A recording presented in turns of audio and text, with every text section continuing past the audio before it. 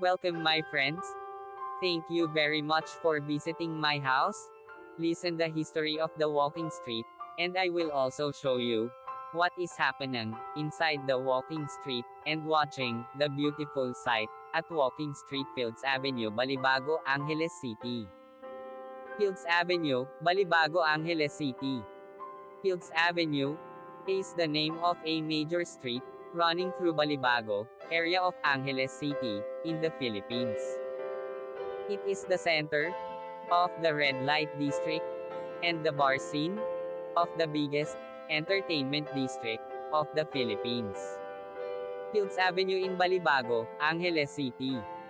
The name derives from the common military practice of naming roads adjacent to airfields as Field Street or Field Avenue. Originally, the name referred to the Clark Air Base and was Clark Field Avenue. The name evolved to become Fields Avenue. History. Philippines was an American colony from 1898 to 1946. Bars on Fields Avenue. Catering to the single American defense personnel who worked in the adjacent Clark Air Base first emerged in 1940. During 1940s and 50s, there were only tatlo such bars just outside the main gate of the air base. By early 1960s, the Fields Avenue developed as a street line with several bars. From November 1955 to April 1975, America fought Vietnam War. As the number of American troops in this war grew, more and more forces were deployed at Clark Air Base or routed through it. This led to a proliferation of bars, lieve bands, and prostitution, the latter mostly by young Filipina women, most of them either teenagers or 18 hanggang 55 years old.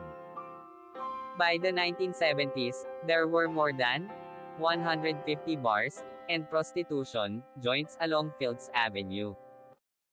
This led to a mushrooming of related, ancillary industries in the vicinity, namely music bands, hotels, doctors, hairdressers, and money exchange, transfer services.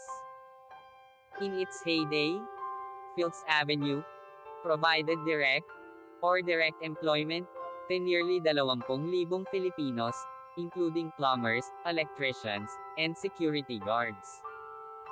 In the 1980s, though the American presence remained steady, the bars and prostitution shops continued to proliferate.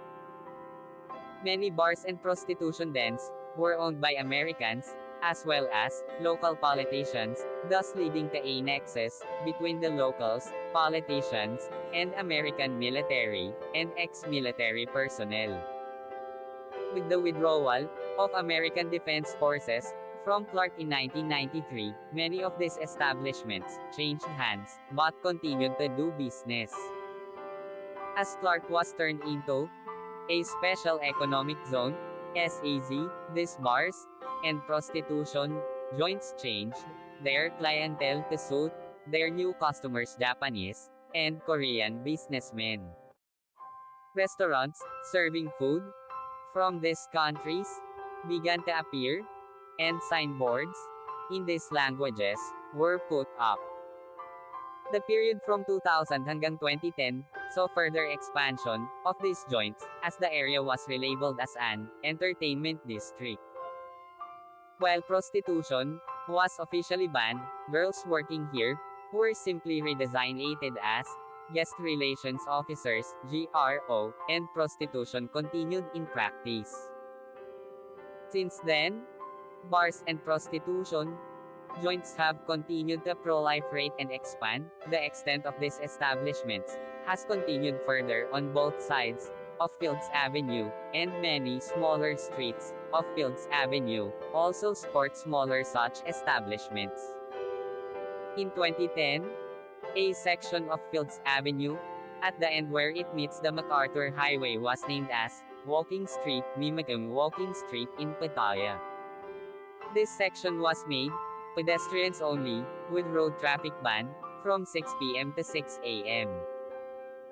People arriving by air, either take a taxi, direct to hotel, or a jeepney, to Main Gate Jeepney Terminal, located between the North SM Mall, Fields Avenue to South, and Bayanihan Park to East.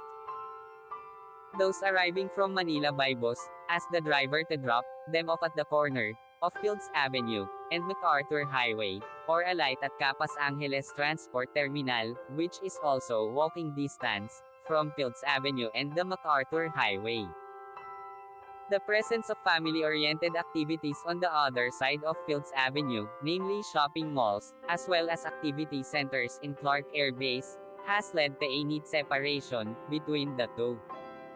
Fields Avenue tends to cater more to single foreigner men, and sometimes women too, with at least 5 bars, featuring gigolos and gays, while the rest of Clark caters to family-based entertainment. Fields Avenue remains among the safest streets in the region, with restaurants and hotels.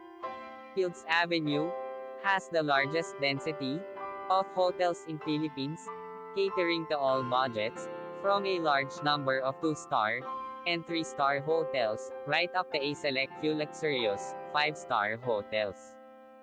Many of the bars and hotels in Fields Avenue have restaurants attached. Fields Avenue has among the largest variety of restaurants in Philippines, with cuisines ranging from European, continental, Japanese, Korean, Australian, and a select few restaurants serving Indian, Arabic, and Filipino food. Restaurants tend to have long opening hours, most of them open late and close late, up to 4 a.m., though a reasonably number of them open early, around 7 a.m. A few restaurants are open 24 hours. Most Filipino and international fast food chains including McDonald's, KFC, and Jollibee have at least one branch along or near Fields Avenue. 24-hour police station is located in the center of Fields Avenue. Thank you so much. See you my next video.